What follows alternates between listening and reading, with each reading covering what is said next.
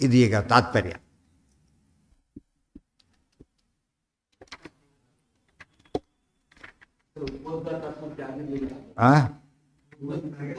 ಆಯ್ತು ಪೂರ್ತಿ ಆಯ್ತಲ್ಲ, ಎಲ್ಲ ಆಗಿಲ್ಲ. ಯಾವುದಿತ್ತು?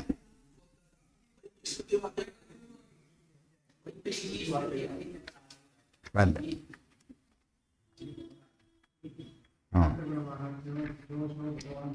ಸ್ವಲ್ಪ ಉಳಿದಿತ್ತು.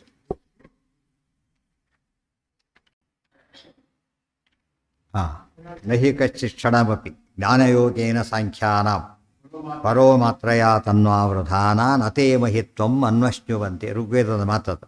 ಪರೋ ಮಾತ್ರಯ, ಮಾತ್ರ ಅಂದರೆ ಲಿಮಿಟ್ಲೆಸ್. ನೀನು ಪರೋ ಮಾತ್ರಯ, ಮಾತ್ರೆಯ ಮೇಲಿದ್ದೀಯ ನೀನೆ. ತ್ವಂ ವೃಧಾನ, ವೃಧಾನ ಅಂದ್ರೇನು? ವರ್ಧಿತ, ಪರಿಪೂರ್ಣನಾದವನು, ವೃದ್ಧನಾದವನು. ನತೇ ಮಹಿತ್ವಂ ಅನ್ವಶ್ನುವಂತಿ. ಉಳಿದ ಯಾವ ದೇವತೆಗಳು ಕೂಡ ತೇ ಮಹಿತ್ವಂ, ನಿನ್ನ ಮಹಿಮೆಯನ್ನು ಅನ್ವಶ್ನುವಂತಿ, ಹೊಂದಲಿಕ್ಕೆ ಸಾಧ್ಯ ಇಲ್ಲ. ಬೇರೆ ಯಾರು ಕೂಡ ಏನು ಹೊಂದಲಿಕ್ಕೆ ಸಾಧ್ಯ ಇಲ್ಲ. ನಿನ್ನ ಮಹಿಮೆಯನ್ನು ಹೊಂದಲಿಕ್ಕೆ, ಯಾಕೆಂದರೆ ಎಂಥವನು ಪರಿಪೂರ್ಣನಾದವನು. ಪರಿಪೂರ್ಣತೆ ಅನ್ನೋದು ಉಳಿದು ಯಾರಲ್ಲೂ ಇಲ್ಲ. ಆದ್ದರಿಂದ ಇದೆಲ್ಲ ಏನಿದು? ಕೃಷ್ಣನ ಪರಿಪೂರ್ಣತ್ವ ಹೇಳ್ತಕ್ಕಂಥ ಮಾತುಗಳು. ಅನಂತ ಗುಣ ಮಹಾತ್ಮ್ಯೋ ನಿರ್ದೋಷೋ ಭಗವಾನ್ ಹರಿ ನ ಸಮೋ ವಾ ಅಧಿಕೋ ವಾಪಿ ವಿದ್ಯತೆ ತಸ್ಯ ಕಶ್ಚನ್. ಅನಂತ ಗುಣ ಮಹಾತ್ಮ್ಯ, ಅದರ ಅರ್ಥ ನೋಡಿ, ಹಾಗೇ ಬಂದಿದೆ. ಪರಮಾತ್ಮ ಯಾರು? ಅನಂತ ಗುಣ ಮಹಾತ್ಮ್ಯ, ಕೊನೆಯಿಲ್ಲದ ಗುಣಗಳನ್ನ, ಕೊನೆಯಿಲ್ಲದ ಮಹಿಮೆಗಳನ್ನು ಹೊಂದಿದವನು. ನಿರ್ದೋಷ, ದೋಷರಹಿತನಾದವನು. ಯಾರು? ಭಗವಾನ್ ಹರಿ, ಭಗವಂತನಾದ ಹರಿ ಹಾಗಿದ್ದಾನೆ. ನ ಸಮಃ ವಾ ಅಧಿಕೋ ವಾಪಿ, ಅವನಿಗೆ ಸಮನಾಗಲಿ ಅಧಿಕನಾಗಲಿ ತಸ್ಯ ನ ಕಶ್ಚನ ವಿದ್ಯತೆ, ಎಲ್ಲೂ ಇಲ್ಲ. ನತೇ ಮಹಿತ್ವಂ ಅನ್ವಶ್ನುವಂತೆ, ಅದಕ್ಕೆ ಅರ್ಥ. ಆದ್ದರಿಂದ ಪೌರುಷೇಯ ಅಪೌರುಷೇಯ ಎರಡು ಪ್ರಮಾಣ ಕೊಟ್ಟಾಗಾಯಿತು. ನಾಸೀನ್ ನ ಭವಿಷ್ಯೋ ವಾ ಪರತಃ ಸ್ವತಃ ಚ ಇತ್ಯಾದಿ ಶ್ರುತೇಶ್ಚ. ಇನ್ನೊಂದು ವೇದವಾಕ್ಯ ಏನದು? ನಾ ಆಸೀತ್ ನ ಚ ಭವಿಷ್ಯ. ಇವನಿಂತ ದೊಡ್ಡವನು ಹಿಂದಿರಲಿಲ್ಲ, ಮುಂದೆ ಬರೋದಿಲ್ಲ. ಪರತಃ ಸ್ವತಃ ಏವ, ಪರತಃ ಅಂದರೆ ವರಾದಿ ಬಲಗಳಿಂದ, ಸ್ವತಃ ಏವ ಬೈ ನೇಚರ್, ಎರಡೂ ಸಾಧ್ಯ. ಇಂದ್ರಾದಿಗಳು ಶ್ರೇಷ್ಠ, ವರಬಲದಿಂದ ಮೇಲೆ ಹೋಗ್ಬಿಡ್ತಾ ಇದೆ. ಯಾರು ದೈತ್ಯರೆಲ್ಲ ಸೋಲಿಸ್ಬಿಡ್ತಾ ಇದೆ. ಬಲಿಚಕ್ರವರ್ತಿಗೆ ಆ ಸಾಮರ್ಥ್ಯ ಒಂದು ಇಂದ್ರ ಡಿಸ್ಪ್ಲೇಸ್ ಮಾಡಿದ, ಸ್ವರೂಪದಲ್ಲಿ ಕಡಿಮೆ ಆತ. ವರಬಲ ಯಾಡಾಗಿತ್ತು. ವರಾಸ್ತ್ರಾದೇಹೆ ಅಂತ ಯದನ್ಯಥ ಅಂತ ಹೇಳಿದ್ರಲ್ಲ ಹಾಗೆ. ವರದಿಂದಾಗಿ, ಅಸ್ತ್ರದಿಂದಾಗಿ, ಒಬ್ಬ ಗೂಂಡ ಇದ್ದಾನೆ, ರಿವಾಲ್ವರ್ ಹಿಡ್ಕೊಂಡಿದ್ದಾನೆ, ಅವನು ವೀಕೆ. ಅವನು ಇವರೆಲ್ಲ 10-20 ಪೊಲೀಸರು ತಕ್ಷಣ ನಿಂತು ಬಿಡ್ತಾರೆ. ಅದಕ್ಕೆ ರಿವಾಲ್ವರ್ ಕಾರಣ. ಯಾವಾಗ ಕಿತ್ತೆಸ್ತಾರೆ ಒಂದು ಒದ್ದಾಡ್ಕೊಂಡು ಹೋಗ್ತಾರೆ ಆ ಟೈಪ್. ಅದು ನ್ಯಾಚುರಲಿ ಇದ್ದಾಗ ಏನು ಮಾಡೋಕ್ಕೆ ಬರೋದಿಲ್ಲ. ಸ್ವತಃ ಅಂದರೆ ಹಾಗೆ, ಪರತಃ ಅಂದರೆ ಹೀಗೆ. ಅದು ಕಾರಣ ಕೊಟ್ಟರದನ್ನು ಬ್ರಹ್ಮಾದಿ ದೇವತೆಗಳನ್ನು ಕೂಡ ಅವರ ಬರದಿಂದನೇ ಏನು ಮಾಡಿ, ನಿಮ್ಮ ವರ ಇದೆ ಆಯಿತು, ಪರಮಾತ್ಮ ಸತ್ಯ ಮಾಡಿದ ಅವರನ್ನು. ಇಂದ್ರದ ವೃದ್ಧ ವರ ಕೊಟ್ಟರು, ಫಸ್ಟ್ ತನ್ನ ಮೇಲೆ ಕೈ ಇಡ್ಲಕ್ಕೆ ಬಂದ ತಕ್ಷಣ ಏನು ಮಾಡಿದ್ರು ಅವರು? ತೆಗೆಯರಿಯರು ಕೊಟ್ಟ ವರಗಳ ವಿತರ ಮಾಡ್ಕೊಳ್ಳೋಕ್ಕಾಗಲಿಲ್ಲ. ಅವನೆಲ್ಲಿ ಇವ್ರ ಮುಂದೆ ಏನೇನೂ ಅಲ್ಲ, ತಾವೇ ಕೊಟ್ಟ ವರದಿಂದ ಏನಾಯ್ತು ಈಗ? ಅದು ದೇವರಿಗೆ ಪ್ರಶ್ನೆನೇ ಬರೋದಿಲ್ಲ. ಇದು ಅದರ ಕಥೆ ನೋಡಿದಾಗ ಗೊತ್ತಾಗುತ್ತೆ. ಸುಮ್ಮನೆ ನೋಡಿದರೆ ಅದು ಅರ್ಥ ಆಗಲ್ಲ. ದೃಷ್ಟಾಂತ ನೋಡಿದಾಗ ಹೌದಿಂದ ಕೇಸಸ್ ಇದೆ. ಇಂದು ಕೂಡ ಯಾವ ವರ, ಕೃಷ್ಣಾವತಾರನೇ ತಗೊಳ್ಳಿ, ಎಲ್ಲರಿಗೆಲ್ಲಕ್ಕೆ ಸಾಧ್ಯ ಆಯ್ತು ಯಾರಿಗಾದರೂ ಕೂಡ. ಅಲ್ಲಿ ವರ ಅಂತ ಹೇಳಿಲ್ಲ. ಯಾವ ಭಾಗವತ ಪುರ, ಯಾವ ಪುರಾಣದಲ್ಲೂ ಕೃಷ್ಣ ವರ ಇತ್ತು ಅಂತ ಹೇಳಿಲ್ಲ. ಯಾತಕ್ಕೆ? ಆತ್ಮೆ ವರವರಾಯತೆ, ಸರ್ವಶ್ರೇಷ್ಠರಿಗೂ ಶ್ರೇಷ್ಠ. ಇದೆಲ್ಲ ಯೋಚನೆ ಮಾಡಿದರೆ ಈ ಮಾತಿನ ಸ್ವಾರಸ್ಯ ತಿಳಿಯುತ್ತೆ. ಇತ್ಯಾದಿ ಶ್ರುತೇಶ್ಚ ಎಷ್ಟು ಆತ್ಮರತೆರೇವ ಸ್ಯಾತ್ ಇತ್ಯಾದಿತು ಮುಕ್ತ ವಿಷಯಂ. ಅಲ್ಲ, ಕರ್ಮಾಚರಣೆ ಮಾಡಬಾರ್ದು, ಅವಶ್ಯಕತೆ ಇಲ್ಲ ಅಂತ ಹೇಳ್ತಾರಲ್ಲ. ಅಂದರೆ ಎಲ್ಲಿ? ಯಸ್ವಾತ್ಮರತೆರೇವ ಸ್ಯಾತ್ ಆತ್ಮತೃಪ್ತಶ್ಚ ಮಾನವಃ ಆತ್ಮನ್ನೇವ ಚ ಸಂತುಷ್ಟಃ ತಸ್ಯ ಕಾರ್ಯಂ ನ ವಿದ್ಯತೆ. ಅಲ್ಲಿ ಹೇಳ್ತಾರಲ್ಲ, ಅಂದರೆ ಅದು ಇವ್ರಿಗೆ ಹೇಳಿದ್ದಲ್ಲ, ಮುಕ್ತ ವಿಷಯ. ಅಲ್ಲಿ ಹೇಳಬೇಕಾದ್ರೆ ಭಾಷ್ಯದಲ್ಲಿ ಅಪರೋಕ್ಷ ಜ್ಞಾನಿ ವಿಷಯ ಅಂತ ಹೇಳ್ತಾರೆ, ಇಲ್ಲಿ ಮುಕ್ತ ವಿಷಯ ಅಂತ ಹೇಳ್ತಾರೆ. ಎರಡೂ ಹೌದು. ಅಪರೋಕ್ಷ ಜ್ಞಾನಿಗೆ ಮುಕ್ತರಿಗೆ ಏನು ವ್ಯತ್ಯಾಸ ಅಂದರೆ, ಮುಕ್ತರು ಅಲ್ಲ, ಮುಕ್ತರಿಗೆ ಇಲ್ಲವೇ ಇಲ್ಲ. ಅಪರೋಕ್ಷ ಜ್ಞಾನಿಗಳಿಗೆ ಸಮಾಧಿ ಸ್ಥಿತಿಯಲ್ಲಿದ್ದಾಗಿಲ್ಲ, ಹೊರಗೆ ಬಂದರೆ ಮಾಡಬೇಕು ಅವರು. ಈ ಅರ್ಜುನ ಯಾವ ಸ್ಥಿತಿಯಲ್ಲಿದ್ದಾನೀಗ? ಇಲ್ಲ, ಕರ್ತವ್ಯ ಮಾಡಲೇಬೇಕು. ಸಮಾಧಿ ಸ್ಥಿತಿಯಲ್ಲಿದ್ದರೆ ಪ್ರಶ್ನೆ ಬರೋದಿಲ್ಲ. ಮುಕ್ತರಿಗೆ ಹಾಗಲ್ಲ, ಯಾವಾಗಲೂ ಹಾಗೆ. ಇದು ಅಷ್ಟೇ ಡಿಫ್ರೆನ್ಸ್, ಅಷ್ಟೇ ಹೊರತು ಅದನ್ನು ಜನ ಅವ್ರಿಗೆ ಉಳಿದವ್ರು ಹೇಳಕ್ಕೆ ಬರಲಿಲ್ಲ. ಯಾತಕ್ಕೆ? ನಮ್ಮದೇ ಪ್ರಶ್ನೆ. ಅಪರೋಕ್ಷ ಜ್ಞಾನ ಆದ ತಕ್ಷಣ ಜ್ಞಾನದಿಂದ ಮುಕ್ತಿ ಅಂತ ಹೇಳಿದ್ದಾರೆ. ಆದರೆ ಮುಕ್ತಿಗೆ ಹೋಗ್ಬೇಕಾಗಿ ಯಾಕೆ ಹೋಗಿಲ್ಲ? ಹಾಗಿದ್ರೆ ಉತ್ತರ ಇಲ್ಲ ಇದಕ್ಕೆಲ್ಲ ಕೊಡಿ. ಗೊತ್ತಾಯ್ತಾ? ಪ್ರತಿಯೊಂದಕ್ಕೂ ಉತ್ತರ ಕೊಡಿ. ಇದು ಆಚಾರ ಸಿದ್ಧಾಂತ ವೈಶಿಷ್ಟ್ಯ. ಕೀನ ನೋಡ್ತಾ ಹೋದರೆ ಯಾವ ಮೈನ್ಯೂಟೆಸ್ಟ್ ಕ್ವಶನ್ ಕೇಳಿದ್ರೆ ತಕ್ಷಣ ಉತ್ತರ ಇರ್ತಿದ್ದೆ ರೆಡಿ ಇರುತ್ತೆ. ಬೇರೆಯವರಿಗೆ ಮೇಜರ್ ಪ್ರಶ್ನೆಗಳಿಗೆ ಉತ್ತರ ಸಿಗೋದಿಲ್ಲ. ಎಷ್ಟೇವ ಆತ್ಮರತೋ ಮುಕ್ತ, ಅದಕ್ಕೆ ಮತ್ತೆ ಕೊಟೇಶನ್ನು, ಅದಕ್ಕೆ ಗೀತಾ ತಾತ್ಪರ್ಯ ನಿರ್ಣಯ ಆಗಬೇಕು. ಎಷ್ಟೇವ ಆತ್ಮರತೋ ಮುಕ್ತ ಕಾರ್ಯಂ ತಸ್ಯೈವ ನಾಸ್ತಿ ತಸ್ಮಾತ್ ಕುರ್ವೀತ ಕರ್ಮಾಣಿ ಇತ್ಯಾಹ ಕೃಷ್ಣೋ ಅರ್ಜುನಂ ಸ್ಮಯನ್ನಿತಿ ಸ್ಕಾಂದೆ. ಆ ಶ್ಲೋಕಕ್ಕೆ ಸ್ಕಂದ ಪುರಾಣ ತಾನೇ ಅರ್ಥ ಹೇಳ್ತಾ ಇದೆ. ಕೃಷ್ಣ ಈ ಶ್ಲೋಕದ ಮೂಲಕ ಏನು ಹೇಳಿದ್ದಾನೆ, ಮುಕ್ತರಿಗೆ ಸಂಬಂಧ ಇಲ್ಲ ಅಂತ ಹೇಳಿದ್ದಾನೆ. ಉಳಿದವ್ರು ಏನು ಮಾಡಬೇಕು, ಅದನ್ನು ಕರ್ತವ್ಯ ಕರ್ಮ ಮಾಡಲೇಬೇಕು. ಜ್ಞಾನಯೋಗೇನ ಸಾಂಖ್ಯಾನಾಮ್ ಇತ್ಯಾದಿದು ಬಾಹ್ಯಕರ್ಮ ಸಂಕೋಚಾಪೇಕ್ಷೆಯ. ಹಾಗಿದ್ದರೆ ಜ್ಞಾನ ಕಾರ್ಯ ಜಾಸ್ತಿ ಮಾಡಿ ಕರ್ಮ ಕಡಿಮೆ ಮಾಡಿ ಅಂತ ಮಾತಿದೆ ಕೆಲವು ಕಡೆಗೆ. ಜ್ಞಾನ ಕಾರ್ಯ ಕರ್ಮ ಕಾರ್ಯ ಕ್ಲಾಶ್ ಬಂದಾಗ ಯಾವುದು ಗಮನ ಕೊಡಬೇಕು ನಾವು ಕೊಡೋದು ಕರ್ಮಯೋಗಕ್ಕೆ, ಆ ವಿಚಾರ ಬೇರೆ. ಸಾಹಸ ಯಾವುದಕ್ಕೆ ಕೊಡಬೇಕಾದ್ರೆ ಜ್ಞಾನಕ್ಕೆ ಕೊಡೋದು. ಜ್ಞಾನ ಕಾರ್ಯ ಅಂದರೆ ಮತ್ತೆ ಮಾತಾಡಾಗಿಲ್ಲ, ಎಲ್ಲ ಕಡೆ ಟಾಪ್ ಅದು. ಆದ್ದರಿಂದ ಮತ್ತು ಜ್ಞಾನ ಸಾಂಖ್ಯರೆಲ್ಲ ಜ್ಞಾನಯೋಗಿಗಳು ಅಂತ ಹೇಳಿದ್ದಾರಲ್ಲ ಅಂತ ಕೇಳಿದರೆ, ಪೂರ್ತಿ ಕರ್ಮ ಬಿಡೋದಕ್ಕೆ ಅವ್ರಿಗೂ ಹೇಳಿಲ್ಲ. ಬಾಹ್ಯಕರ್ಮ ಸಂಕೋಚ ಅಪೇಕ್ಷೆಯ, ಬಾಹ್ಯಕರ್ಮ ಕಡಿಮೆ ಮಾಡಬೇಕು ಅಂತ ಹೇಳಿದರೆ ಹೊರತು ಸಂಧ್ಯಾವಂದಿಟ್ಟು ಪಾಠಕ್ಕೆ ಬನ್ನಿ ಅಂತ ಹೇಳಲಿಲ್ಲ. 1000 ಜಪದ ಬದಲು 100 ಮಾಡಿ ಅಥವಾ 10 ಮಾಡಿ ಬಿಟ್ಟು ಬರಲಿ ಅಂತ ಹೇಳೋಕ್ಕೆ ಸಾಧ್ಯ ಇಲ್ಲ. ಅದು ಕರ್ಮ ಇದೆ ಅವರಿಗೂ ಕೂಡ. ಜ್ಞಾನ ಕಾರ್ಯ ಪ್ರಧಾನ ಅಂಥೇಳಿ ಏನು ಬಿಡ್ಲಿಕ್ಕೆ ಸಾಧ್ಯ ಇಲ್ಲ, ಕರ್ಮ ಬಿಡ್ಲಿಕ್ಕೆ ಸಾಧ್ಯ ಇಲ್ಲ. ಅವರು ಕೂಡ ಅಷ್ಟೇ, ಕರ್ಮಯೋಗಿಗಳು ಏನು ಬಿಡ್ಕೊಡೋದು, ಜ್ಞಾನ ಬಿಡ್ಲಿಕ್ಕೆ ಸಾಧ್ಯ ಇಲ್ಲ. ಜ್ಞಾನ ಪ್ರಚುರ ಅಂತ ಹೇಳಿದ್ದರಿಂದ ಸಮಸ್ಯೆ ಉತ್ತರ ಸಿಗ್ತಾ ಇಲ್ಲ. ಜ್ಞಾನಯೋಗೇನ ಸಾಂಖ್ಯಾನಾಮ್ ಇತ್ಯಾದಿತು ಬಾಹ್ಯಕರ್ಮಗಳೇ ಹೊರತು ಜ್ಞಾನ ಕಾರ್ಯದ ಕರ್ಮ ಅಲ್ಲ. ಬಾಹ್ಯಕರ್ಮ ಸಂಕೋಚ ಮಾಡೋದು. ಅದು ನೋಡಿ, ಮದುವೆದಲ್ಲಿ ಬರ್ತದೆ, ಒಬ್ಬ ವಿದ್ಯಾರ್ಥಿ, ಹೊಸ ವಿದ್ಯಾರ್ಥಿ ಬಂದಿರ್ತಾನೆ, ಪಾಠ ಓದ್ತಾ ಕೂತಿರ್ತಾನೆ. ಹಳೆ ವಿದ್ಯಾರ್ಥಿ ಓಡ್ತಾ ಹೋಗ್ತಾರೆ, ಶುರುವಾಯ್ತು, ಪಾಠ ಶುರುವಾಯ್ತು, ಬನ್ನಿ ಹೋಗೋಣ ಅಂತ ಹೇಳಿ. ಯಾತಕ್ಕೆ? ಈಗ ನೀನು ಓದೋದು ಜ್ಞಾನ ಕಾರ್ಯ, ಕೇಳೋದು ಜ್ಞಾನ ಕಾರ್ಯ. ಯಾವ್ದು ದೊಡ್ಡದಿದ್ರಲ್ಲಿ? ಓದಿದ್ದೀನಿ, ಗೊತ್ತಿದ್ದೇ ಓದ್ತಿ ಅಷ್ಟೇ. ಓದಿದ್ದು ಏನು ಓದ್ತೀನಿ ನೀನೀಗ? ಕೇಳಿದರೆ ಹೊಸ್ದಾಗಿ ಕೇಳಕ್ಕೆ ಬರುತ್ತೆ, ಗೊತ್ತಾಯ್ತಾ? ಹೊಸ್ದಾಗಿ ಕೇಳೋ ಚಾನ್ಸ್ ಇರೋದು ಪುಸ್ತಕ ಓದಿ, ಬೇರೆ ಪುಸ್ತಕ ಓದಿದರೆ ಪುಸ್ತಕ ಹೇಳ್ತಕ್ಕಂಥವ್ರು ಸಿಕ್ಕರೆ, ಇಲ್ಲದೆ ಹೋದರೆ ತಾನು ಓದಿ ಅಷ್ಟು ಲಿಮಿಟ್ ಇರ್ತದೆ. ಯಾವಾಗಿದ್ದು ತಾನು ತಿಂತಿರೋದು ಹೇಗೆ, ಬಡಿಸ್ಬಿದ್ದು ಹಾಕ್ಸೋಳೋದು ಹೇಗಿರ್ತದೆ, ಅದ್ರ ತಿನ್ಬೇಕು, ಬೇರೆ ಜಾಸ್ತಿ ಏನಿರೋದಿಲ್ಲ ಅದ್ರ ಬಗ್ಗೆ. ಇನ್ನು ಸ್ವಲ್ಪ ಅದಕ್ಕೆ ಸರಿಸ್ಕೊಂಡು ದಾರಿ ಮಾಡ್ಕೊಂಡು ಹಾಕ್ತಾರೆ, ಜಾಗ ಮಾಡ್ಕೊಂಡು ಹಾಕೋತಾರೆ. ಅದಕ್ಕೆ ಅದು ಯಾಡ್ ಆಗೋದು. ಶ್ರವಣಕ್ಕೆ ಜಾಗ ಮಾಡ್ಕೋಬೇಕು, ಇದಿಷ್ಟು ಗೊತ್ತಿರೋದು ಆ ಕಡೆ ಸರಿಸಿ ಇನ್ನೂ ಸ್ವಲ್ಪ ಅಲೋ ಮಾಡೋದು. ಹಾಂ, ಇಲ್ಲೆಲ್ಲ ಆ ಪ್ರಶ್ನೆನೇ ಬಂದಿಲ್ಲ. ಇಲ್ಲಿ ಯಾಕೆ ಕರ್ಮ ಸಂಕೋಚ ಅಂತ ಪ್ರಶ್ನೆ ಬಂದರೆ, ಜ್ಞಾನಿಗಳಿಗೆ ಕರ್ಮ ಸಂಕೋಚ ಹೇಳಿದರೆ ಮೊದಲು ಅಪರೋಕ್ಷ ಜ್ಞಾನ ಸಮಾಜ ಸ್ಥಿತಿಯಲ್ಲಿದ್ದಾರೆ, ಬಂಧನಿಲ್ಲೇ ಇಲ್ಲ, 0 ಅಷ್ಟರ ಮಟ್ಟಿಗೆ ಕೂತ್ಬಿಟ್ಟಿದ್ದಾರೆ. ಎದ್ದ ಈಗ ಹಾಗೆ ಜ್ಞಾನ ಕಾರ್ಯ ಮಾಡೋರು ಕರ್ಮಯೋಗ ಮಾಡಬಾರ್ದಾಯ್ತಲ್ಲ ಅಂತ ಪ್ರಶ್ನೆ ಬರುತ್ತಾಗ. ಅದು ಕೂಡ ಬಾಹ್ಯಕರ್ಮ ಸಂಕೋಚಕ್ಕೆ ಹೇಳಿದ್ದೆ ಹೊರತು ಜ್ಞಾನ ಕಾರ್ಯ ಸಂಕೋಚ ಮಾಡೋ ಹಾಗಿಲ್ಲ, ಬಾಹ್ಯಕರ್ಮ ಪೂರ್ತಿ ಬಿಡೋ ಹಾಗಿಲ್ಲ. ತದಲಂ ಬಹುಲೋಕ ವಿಚಿಂತನೆ ಅರ್ಥ ಬಂತೀಗ, ಗೊತ್ತಾಯ್ತಾ? ಜ್ಞಾನ ಕಾರ್ಯದಲ್ಲಿ ಸಂಕೋಚ ಮಾಡೋದು ಅಂದರೆ ಬಾಹ್ಯಕರ್ಮಗಳನ್ನು ಜ್ಞಾನ ಕಾರ್ಯಕ್ಕೋಸ್ಕರ ಸಂಕೋಚ ಮಾಡೋದು. ಅದು ಸಮಸ್ಯೆ ಪರಿಹಾರ. ನಹಿ ಕಶ್ಚಿತ್ ಕ್ಷಣಮಪಿ ಜಾತು ತಿಷ್ಠತಿ ಆ ಕರ್ಮ. ಅದಕ್ಕೇ ಮಧ್ಯಗೆಯರು ಇರ್ತಾರಲ್ಲ, ಆಚಾರ್ಯ ತಾಯಿ, ಅವ್ರೇನು ಮಾಡ್ತಾರೆ, ಬೇರೆ ಊರಿಗೆ ಮದುವೆ ಮನೆಗೆ ಹೋಗಿರ್ತಾರೆ. ಅಲ್ಲೇನು ಮಾಡ್ತಾರೆ, ಪ್ರವಚನ ಕೇಳೋಕೆ ಹೋಗ್ತಾರೆ. ಹೋಗಿದ್ದು ಮದುವೆ ಮನೆಗೆ ಹೋದ್ರಲ್ಲಿ ಎಲ್ಲ ಕ್ಯಾನ್ಸಲ್, ಊಟ ಬಿಟ್ಟುಬಿಟ್ರೆ, ಮದುವೆ ಊಟ ಅಂತಲೇ ಹೆಸರು. ಅಂಥದ್ದು ಏನು ಮಾಡಿದ್ದಾರೆ ಅವರು, ಅಲ್ಲೊಂದು ಪ್ರವಚನಕ್ಕೆ ಹೋಗಿದೆ. ಇವಾಗ ಜಾಗ ತೋರಿಸ್ತಾರೆ ಆ ಕಡೆ ಹೋದರೆ ನಿಮಗೆ. ಇವತ್ತು ದೊಡ್ಡ ದೇವಸ್ಥಾನ, ಅದು ದೊಡ್ಡ ಶಿವಭಟ್ಟ ಪುರಾಣ ಹೇಳ್ತಾ ಕೂತಿದ್ದ.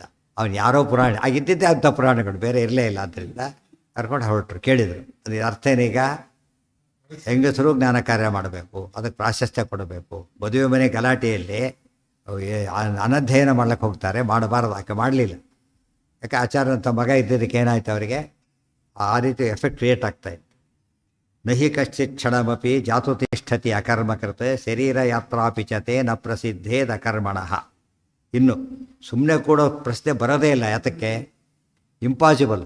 ಏನಾದ್ರು ಒಂದು ಕೆಲಸ ಮಾಡದೇ ಇರಲಿಕ್ಕೆ, ಅದಕ್ಕೆ ಅನಾದಿ ಕರ್ಮ ಅಂತ ಕರೆದಿದ್ದು. ಅನಾದಿ ಕಾಲದಿಂದ ಜೀವನದಲ್ಲಿ ಏನಿದೆ, ಜ್ಞಾನ, ಇಚ್ಛಾ, ಕ್ರಿಯೆ ಇರೋದರಿಂದ ಆ ಕ್ರಿಯೆ ಕೆಲಸ ಮಾಡ್ತಾ ಇದೆ. ಕ್ರಿಯೆಯನ್ನು ಮನಸ್ಸಿನಲ್ಲಿ ಯೋಚನೆ ಮಾಡೋದು ಕೂಡ ಏನದು, ಮನನ ಕ್ರಿಯೆ. ಏನದು, ಮನನ ಕ್ರಿಯೆ ಅಂತ ಕರೀತು. ಅದು ಕ್ರಿಯೆ ಆಯ್ತಲ್ಲೇ. ದೇರ್ಫೋರ್ ಕ್ರಿಯೆ ಇಲ್ಲದೆ ಇರಲಿಕ್ಕೆ ಸಾಧ್ಯ ಇಲ್ಲ. ಆದ್ದರಿಂದ ಪೂರ್ತಿ ಕರ್ಮ ಬಿಡುವಂತ ಯಾರು ಹೇಳ್ತಾರೋ ಅವ್ರಿಗೆ ಏನು ಗೊತ್ತಿಲ್ಲ, ಇಂಪಾಸಿಬಲ್ ಥಿಂಗ್, ಸಾಧ್ಯನೇ ಇಲ್ಲ, ಇಂಪ್ರಾಕ್ಟಿಕಬಲ್ ಅಂತ ಹೇಳೋದಿಲ್ಲ ಅದು. ಶರೀರ ಯಾತ್ರಾಪಿಚತೆ ನ ಪ್ರಸಿದ್ಧೇದ ಕರ್ಮಣಃ. ಹಾಗೆ ಮಾಡಿದ್ರೆ ಏನಾಗುತ್ತೆ ಗೊತ್ತಾ, ಶರೀರ ಯಾತ್ರಾ, ದೇಹ ನಿರ್ವಾಹ, ಬದುಕೇ ಇಲ್ದಾಗತ್ತಷ್ಟೆ. ಯಾಕೆ? ಒಂದು ಕೆಲಸಕ್ಕೆ ಹೋಗೋದಿಲ್ಲ, ಇದಕ್ಕೆ ಹೋಗೋದಿಲ್ಲ, ಕರ್ಮ ಬಿಡ್ಲಕ್ಕೆ ಹೇಳಿದ್ದಾರೆ ಅಂತ ಹೇಳಿದ. ಆಯ್ತು ಮಾರಾಯ ಕೂತ್ಕೊಂಡು ತಿನ್ನು ಅಂತ ಬಡಿಸಿದ್ರು. ತಿನ್ನಾಗಿಲ್ಲ ಅವನು ಯಾತಕ್ಕೆ ಕ್ರಿಯೆ ಶುರು ಆಯ್ತು, ಮತ್ತೆ ಕರ್ಮ ಬಂದ್ಬಿಡು. ಬಾಯಿಗಿಟ್ಟರೆ ನುಂಗಾಗಿಲ್ಲ ಯಾತಕ್ಕೆ ನುಂಗೋದು ಕ್ರಿಯೆ ಇದೆ, ಮತ್ತೆ ಅದಕ್ಕೇನು ಮಾಡ್ಬೇಕು ಅವನಿಗೆ ಸತ್ತು ಹೋಗ್ತಾನೆ. ಅದರಿಂದ ಅಬ್ಸಲ್ಯೂಟಾಗಿ ಕರ್ಮ ಬಿಡತಕ್ಕಂಥದ್ದು ಏನದು ಎಂದೂ ಸಾಧ್ಯ ಇಲ್ಲ, ಅಶಕ್ಯವಾದ. ಇಂಪ್ರಾಕ್ಟಿಕಬಲ್ ಬೇರೆ, ಇಂಪಾಸಿಬಲ್ ಬೇರೆ, ಡಿಫಿಕಲ್ಟ್ ಬೇರೆ. ಡಿಫಿಕಲ್ಟ್ ಅಂದರೆ ಏನರ್ಥ? ಮಾಡೋಕ್ಕೆ ಸಾಧ್ಯ ಇದೆ, ಸುಲಭವಾಗಿ ಬರೋದಿಲ್ಲ, ಕಷ್ಟಪಡಬೇಕು ಅಂತ ಅರ್ಥ. ಇದು ಇಂಪಾಸಿಬಲ್ ಅಂದರೆ ಏನು? ಸಾಧ್ಯನೇ ಇಲ್ಲ, ಮಾಡಲಿಕ್ಕೆ ಬರೋದಿಲ್ಲ ಅಂತ. ಎರಡು ಪದಗಳು ಸ್ವಾರಸ್ಯ. ಸಮುದ್ರ ನೀರು ಉಪ್ಪು ಮಾಡಿ ಸಿಹಿ ಮಾಡೋಕ್ಕಾಗತ್ತಾ? ಬಾವಿ ನೀರು ಮಾಡಬಹುದು. ಯಾಕೆ? ಒಂದು 4 kg 4 ಮೂಟೆ ಜಾಸ್ತಿ ಸಕ್ಕರೆ ಹಾಕಿದ್ರೆ ಏನಾಗುತ್ತೆ? ಯಾವಾಗಲೂ ಇರೋದಿಲ್ಲ, ನೀರು ಹರ್ಕೊಂಡ್ರೆ ಹೋಗ್ಬಿಡತ್ತೆ. ಆಗತ್ತೂ ಆಗುತ್ತೆ. ಸಮುದ್ರ ಆಗಲೂ ಆಗೋದಿಲ್ಲ. ಯಾಕೆ? ಸಮುದ್ರ ನೀರು ತಂಬಿಯಲ್ಲಿ ತೊಗೊಂಡು ಸಿಹಿ ಮಾಡೋದಲ್ಲ, ಒಂದು ತಂಬಿ ಬಕೆಟ್ ಹಾಕ್ಕೊಂಡು ಅದ್ರ ತುಂಬ ಸಕ್ಕರೆ ಹಾಕೋದಲ್ಲ. ಏನು ಮಾಡಬೇಕು? ಸಮುದ್ರದಲ್ಲೇ ಮಾಡಬೇಕು. ಸಾಧ್ಯ ಇದೆಯಾ? ಅಷ್ಟು ಇರೋ ಎಲ್ಲ ಸಕ್ಕರೆ ಬೆಲ್ಲ ಹಾಕಿದ್ರು ಕೂಡ ಅದು ಹಾಗೆ ಇರುತ್ತೆ, ಏನು ಚೇಂಜ್ ಆಗೋದಿಲ್ಲ. ಯಾತಕ್ಕೆ? ಅಷ್ಟು ಮಳೆ ಬಂದು ಕೂಡ ಏನಾಗಿದೆ? ಅದು ಏನೇನು ಚೇಂಜ್ ಆಗಿದೆ. ಅದು ಹೋಗಲಿ, ಬಿಡೋದು ಕಥೆ ಬಿಟ್ಬಿಡೋಣ. ನಾವು ಸಣ್ಣವರಿದ್ದ ನೋಡಿ ಈ ಸಮುದ್ರ ನೋಡಿರ್ತೀವಿ ಅಂತ ತಿಳ್ಕೊಬೋಣ.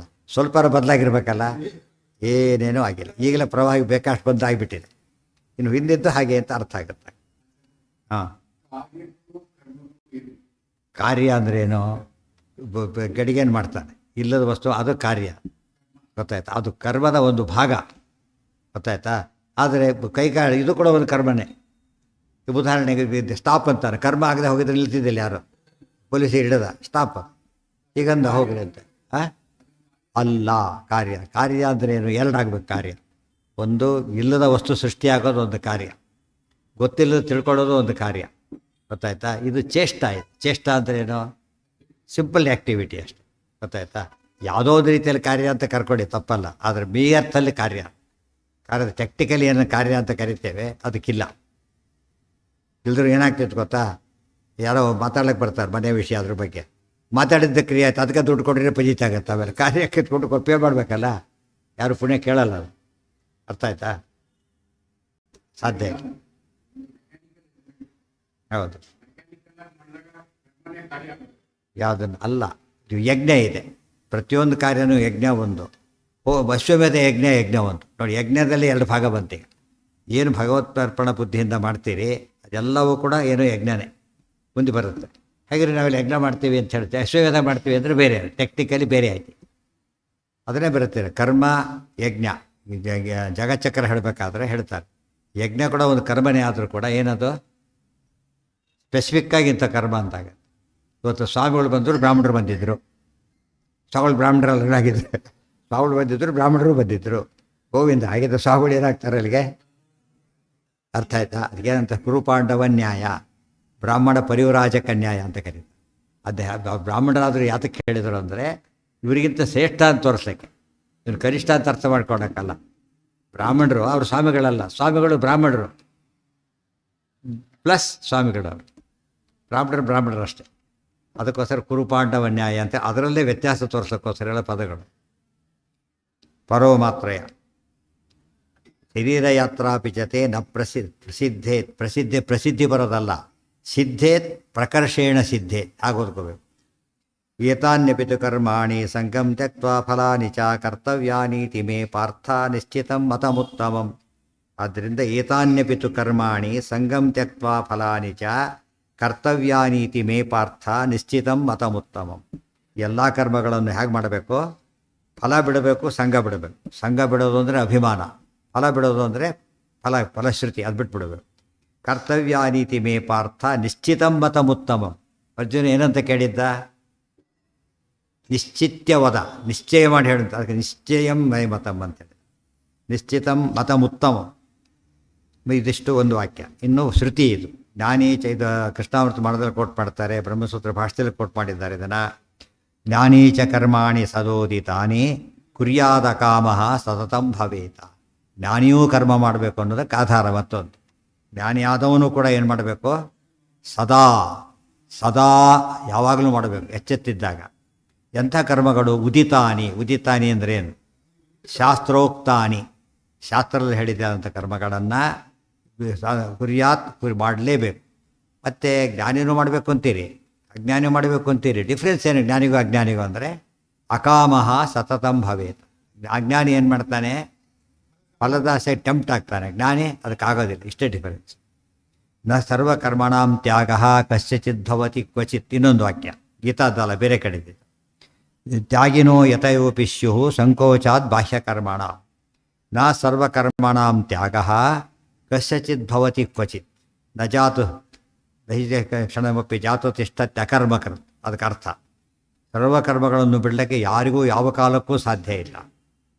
ತ್ಯಾಗಿನೋ ಯತಯೋಪಿ ಸ್ಯುಃ ಸಂಕೋಚಾತ್ ಬಾಹ್ಯಕರ್ಮಣ. ಹಾಗಿದ್ದರೆ ಯತಿಗಳನ್ನು ತ್ಯಾಗಿಗಳು ಅಂತ ಕರೀತಾರೆ ಅಂತ ಕೇಳಿದರೆ ಬಾಹ್ಯಕರ್ಮಣ ತ್ಯಾಗ ಮಾಡಿದ್ದೇ ಹೊರತು ಸರ್ವಕರ್ಮ ತ್ಯಾಗ ಮಾಡಿಲ್ಲ. ಅದಕ್ಕೆ ಒಂದು ಏನು ಹೇಳ್ತಾರೆ, ಗೃಹಸ್ಥ ಧರ್ಮ, ಯತಿ ಧರ್ಮ ಅಂತ ಪಟ್ಟಿ ಮಾಡಿಬಿಟ್ಟಿದ್ದಾರೆ. ಯತಿ ಧರ್ಮ ಅಂತ, ಯತಿ ಧರ್ಮ ಸಮುಚ್ಚಯ ಅಂತ ಪುಸ್ತಕನೇ ಸಿಗುತ್ತೆ. ಯತಿ ಕರ್ಮ ಇಲ್ಲದೆ ಹೋಗಿದ್ರೆ ಒಂದ್ಯಾಗ ಬರೀಬೇಕಾಗಿತ್ತು. ಮತ್ತೆ ರಿಟೈರ್ಡ್ ಪರ್ಸನ್ಸು ರೂಢಿಸಿವೆ, ಗೊತ್ತಲ್ಲ. ರಿಟೈರ್ಡ್ ಕ್ರಿಮಿನಲ್ ಆದರೆ ಏನು ಮಾಡ್ಬೋದು, ಪೆನ್ಷನ್ ಕ್ಯಾನ್ಸಲ್ ಮಾಡ್ಬೋದು. ಕ್ರಿಮಿನಲ್ ದೇಶದ್ರೋಹಿ ಆದರೆ ಏನು ಮಾಡ್ತಾರೆ, ಅವನ್ನ ತೆಗೆದುಹಾಕ್ತಾರೆ. ಅದು ಕರ್ತವ್ಯ ಅಂತ ಆಯ್ತಲ್ಲೇ. ರಿಟೈರ್ಡ್ ಅಂತೇಳಿ ಹುಚ್ಚುಚ್ಚ ಮಾಡ್ಲಿಕ್ಕೆ ಬರೋದಿಲ್ಲ. ಅನ್ಎಂಪ್ಲಾಯ್ಡ್ ಅಂತಲೂ ಹುಚ್ಚುಚ್ಚು ಮಾಡ್ಲಿಕ್ಕೆ ಬರೋದಿಲ್ಲ. ನಾನು ಗೌರ್ಮೆಂಟ್ ಸರ್ವೆಂಟ್ ಅಲ್ಲ ಅಂತಲೂ ಮಾಡ್ಲಿಕ್ಕೆ ಬರೋದಿಲ್ಲ. ಗೌರ್ಮೆಂಟ್ ಸರ್ವೆಂಟ್ ಅಲ್ಲದೆ ಹೋದರೂ ಕೂಡ ಏನೇನು ಸಿಟಿಜನ್ ಹೌದು, ಅದನ್ನ ತಪ್ಪಿಸ್ಲಿಕ್ಕೆ ಬರೋದಿಲ್ಲ. ಏನು ಅದೇ ಅದರಿಂದ ಏನು ತೋರು ಹೇಳಿದಾಗಾಯ್ತು. ಅದರಿಂದ ಎತ್ತಿಗಳ ಕರ್ಮ ಇದೆ ಅಂತಾಯ್ತು, ಇಲ್ಲ ಅಂತಾಯ್ತಾ, ಇದೆ ಅಂತಾಯ್ತಾ. ಸರ್ವಕರ್ಮ ತ್ಯಾಗ ಯಾರಿಗೂ ಹೇಳಿಲ್ಲ ಅಂತ. ತ್ಯಾಗಿನೋ ಯತಯೋಪಿ ಸ್ಯುಃ ಸಂಕೋಚಾತ್ ಬಾಹ್ಯಕರ್ಮಣ. ಬಾಹ್ಯಕರ್ಮ ಕಡಿಮೆ ಮಾಡಕ್ಕೆ ಹೇಳಿದ್ದಾರೆ ಹೊರತು ಏನು ಹೇಳಿಲ್ಲ, ಸರ್ವಕರ್ಮ ತ್ಯಾಗ ಅಂತ ಹೇಳಿಲ್ಲ. ಬಾಹ್ಯಕರ್ಮಗಳು ಯಾವುದು, ಉದಾಹರಣೆಗೆ ಶ್ರಾದ್ದ ಪಕ್ಷ ಇವೆಲ್ಲ ಹೊರಟೋಯ್ತು. ಶ್ರಾದ್ದ ಪಕ್ಷಗಳಿಲ್ಲ, ಮೇಲೆ ಸಂಪಾದನೆ ಪ್ರಶ್ನೆ ಇಲ್ಲ, ಅವರಿಗೆ ಎಲ್ಲ ಬಿಟ್ಬಿಡ್ಬೇಕು. ಆ ರೀತಿ ಅದರಲ್ಲೂ ಸ್ವಾರಸ್ಯ ಇದೆ. ಪೀಠದ ಸನ್ಯಾಸಿಗಳ ಧರ್ಮ ಬೇರೆ, ಬಿಡಿ ಸನ್ಯಾಸಿಗಳ ಧರ್ಮ ಬೇರೆ. ಎಲ್ಲರೂ ಬಿಡಿ ಸನ್ಯಾಸಿ ಏನನ್ನೂ ತಗೊಳ್ಳಾಗಿಲ್ಲ, ಮತ್ತು ಒಂದು ಪೈಸೆ ಮುಟ್ಟಾಗಿಲ್ಲ ಆತ. ಗ್ರಂಥದಾನ ಒಂದೇ ಯಾವ ದಾನ ಸ್ವೀಕಾರ ಮಾಡಾಗಿಲ್ಲ. ಪೀಠಾಧೀಶರಾಗಿದ್ದರೆ ಸಂಸ್ಥೆ ನಡೆಸೋಕ್ಕೆ ಬರೋದಿಲ್ಲ. ಏನು ಮಾಡಬೇಕು ಅವ್ರೀಗ, ನಾವು ದುಡ್ಡು ಮುಟ್ಟದೆ ಅದು ತೊಗೋಬೋದು. ಇವರು ಯಾರು ಕೊಟ್ಟರು ತೊಗೊಳಾಗಿಲ್ಲ, ಹಿಡಿತಾ. ಅದಕ್ಕೆ ಒಂದು ಜೈನ ಸನ್ಯಾಸಿಗಳು ಒಂದು ಮಾತು ಹೇಳ್ತಾರೆ, ಅದು ಎಲ್ಲ ದೃಷ್ಟಿ ಇಲ್ಲ. ಒಂದು ಮಾತು ಪಾಯಿಂಟ್ ಏನು ಗೊತ್ತಾ, ಯತಿಗಳು ಅವ್ರು ಜೈನ ಸನ್ಯಾಸಿಗಳು ಏನು ಮಾಡೋದಿಲ್ಲ, ತಮ್ಮ ಕೂತು ತಾವೇ ಕಿತ್ಕೋತಾರೆ. ಕ್ಷೌರ ಇಲ್ಲ ಅವರಿಗೆ. ಯಾತಕ್ಕೆ ಕಿತ್ಕೋತಾರೆ ಅಂದರೆ, ಅದನ್ನ ನಾವು ಕ್ಷೌರ ಮಾಸಿ ದುಡ್ಡು ಕೊಡೋಕ್ಕೆ ನಮ್ಗೆ ದುಡ್ಡಿಲ್ಲ, ಆಯಿತಾ. ದುಡ್ಡಿಲ್ಲ ಆದ್ದರಿಂದ ಕಿತ್ಕೋಬೇಕು ಅಂತ ಅರ್ಥ. ಎಷ್ಟು ಸ್ವಾರಸ್ಯ ಇದೆ ಅದು. ಆ್ಯಕ್ಚುಲಿ ಅತಿ ಆಯ್ತು ಅದು, ನಮ್ಮಲ್ಲಿ ಹಾಗಿಲ್ಲ, ಟೂ ಮಚ್ ಆಯಿತು. ಅಷ್ಟು ಮಾಡೋದಾದ್ರೆ ಅವರು ಉಸಿರಾಡಿದ್ರು ಕೂಡ ಪ್ರಾಣಿಗಳು ಸಾಯುತ್ತದನ್ನ ಕಟ್ಕೊಂಡ್ಬಿಟ್ಟಿರ್ತಾರೆ. ಆ್ಯಕ್ಚುಲಿ ಉಸಿರಾಡಿದ ಪ್ರಾಣಿ ಹಾಕಿದ ಮಾತ್ರಕ್ಕೆ ತಪ್ಪಲಿಲ್ಲ, ಇಲ್ಲೂ ಸತ್ಯ ಸಾಯಿತು. ಹಾಗಿದ್ರೆ ಉಸಿರೇ ಆಡಬಾರ್ದು ಅವರು. ಒಂದು ಅರ್ಥ ಏನಾಯ್ತು ಅಲ್ಲಿಗೆ, ಬದುಕೋಕ್ಕೆ ಸಾಧ್ಯ. ಹಾಗೆಲ್ಲ ಮಾಡೋಕ್ಕೆ ಬರೋಲ್ಲ. ಹಾಂ, ಯಾವುದನ್ನು ಅವ್ರಿಗೆ ಎರಡು ಕ್ಲಾಸ್ ಬಂತೀಗ. ಅದು ಹಿಂಸೆ ಹೌದು, ಜೊತೆಗೆ ದುಡ್ಡಿಲ್ಲ, ದುಡ್ಡು ತೊಗೊಳಾಗಿಲ್ಲ. ಅದಕ್ಕೇನು ಮಾಡಬೇಕೀಗ, ಹಿಂಸೆ ಯಾರು ಪರವಾಗಿಲ್ಲ. ಒಂದನ್ನು ಬಿಡೋಕೆ, ಅದು ಕೂಡ ಏನಾಯಿತು, ಸಂಕೋಚ ಮಾಡೋಕ್ಕಾಗಲಿಲ್ಲ, ಪೂರ್ತಿ ಕರ್ಮ ಬಿಡೋಕ್ಕಾಗಲಿಲ್ಲ. ನಡೀತಾ ಅಹಿಂಸೆ. ಇನ್ನೊಬ್ರು ನೋಯಿಸ್ಬಾರ್ದು ಅಂತ, ನೀವು ನೋಯಿರಿ, ಇನ್ನೊಬ್ರು ನೋಯಿಸ್ಬಾರ್ದು. ಇನ್ನೊಬ್ರಿಗೆ ಹೇಳಿ, ನಿಮಗಲ್ಲ. ಇನ್ನೊಬ್ರು ನೋಯಿಸ್ಬಾರ್ದು ಅಂದರೆ ಪರ್ವತ ಖಂಡನೆ ಮಾಡಬಾರ್ದು ಅವರು. ಯಾತಕ್ಕೆ, ನೋವಾಗುತ್ತಲ್ಲ. ಪರ್ವತ ಖಂಡನೆ ಮಾಡ್ತಾರೆ ಅವರು. ದೊಡ್ಡ ದೊಡ್ಡ ಪುಸ್ತಕನೇ ಬರೆದಿದ್ದಾರೆ. ಅಂದರೆ ಅಲ್ಲಿಗೂ ಹೋಗಿತ್ತು ಮಾತು. ಯಾವುದು, ಇನ್ನೊಂದು ಯಾವುದು, ಯಾವುದಿದೆ, ಏನು ನೋಡ್ಕೊಂಡು ಯಾವುದಿದೆ, ಸಂಕೋಚಾತ್ ಸರ್ವಕರ್ಮಣ ಉಪದೇಶ. ಆಗೊಂದು ಪ್ರಶ್ನೆ ಬಂತು ಅರ್ಜುನನಿಗೆ, ಜ್ಞಾನಿನಃ ಸತ್ವದರ್ಶಿನಃ ಇತಿ ಚ ಉತ್ಪನ್ನ ಜ್ಞಾನ ತಿರೋಭಾವ ನಿವೃತ್ತ್ಯರ್ಥಂ. ನಿನಗೆ ಜ್ಞಾನಿ ಉಪದೇಶವನ್ನು ಮಾಡ್ತಾರೆ ಅಂತ ಹೇಳಿದರು. ಅರ್ಜುನ ಜ್ಞಾನಿ ಏನು ಉಪದೇಶ ಮಾಡೋದು ಆತನಿಗೆ ಅಂದರೆ, ಉತ್ಪನ್ನ ಜ್ಞಾನ ತಿರೋಭಾವ ನಿವೃತ್ತ್ಯರ್ಥಂ. ಉತ್ಪನ್ನ ಜ್ಞಾನ ತಿರೋಭಾವ ನಿವೃತ್ತ್ಯರ್ಥಂ. ಏನು ಅಪರೋಕ್ಷ ಜ್ಞಾನ ಬಂದಿದೆ ಅದು ಮರಿದಂತೆ ದೊಡ್ಡವ್ರು ಹೇಳಿ ಸರಿ ಮಾಡ್ತಾರೆ ಅಂತ, ಬೇರೆ ಅಲ್ಲ. ಇಲ್ಲಿಗೆ ಅದು ಇತಿ ಉಪೋದ್ಘಾತ ಮುಗೀತು. ಇದಕ್ಕೆ ಉಪೋದ್ಘಾತ ಬರೋದಿಲ್ಲ ಭಾಷ್ಯಕ್ಕೆ. ಈತ ಪ್ರಾಮಾಣ್ಯ ಸಮರ್ಥನೆ ಮಾಡಿದ್ದು, ಅಂದರೆ ವ್ಯಾಖ್ಯೇಯತ್ವ ಸಮರ್ಥನೆ ಮಾಡಿದ್ದು. ಇಲ್ಲಿ ಅದು ಗೀತೆ ವಿಶೇಷ ಮಹತ್ವನ ಒಟ್ಟು ಸಾರಾಂಶ ಹೇಳಿದ್ರಿಂದ ಇಡೀ ಒಂದು ದೃಷ್ಟಿ ಗೀತೆ ಓದ್ದೇ ಲೆಕ್ಕ. ಇಷ್ಟು ಭಾಗ ಓದಿಬಿಟ್ರೆ ಸಂಕ್ಷಿಪ್ತವಾಗಿ ಗೀತಾರ್ಥ ಗೊತ್ತಾದಾಗ ಲೆಕ್ಕ. ಅದಿಷ್ಟು ಮುಂದೆ ವಿವರಣೆಗಳು.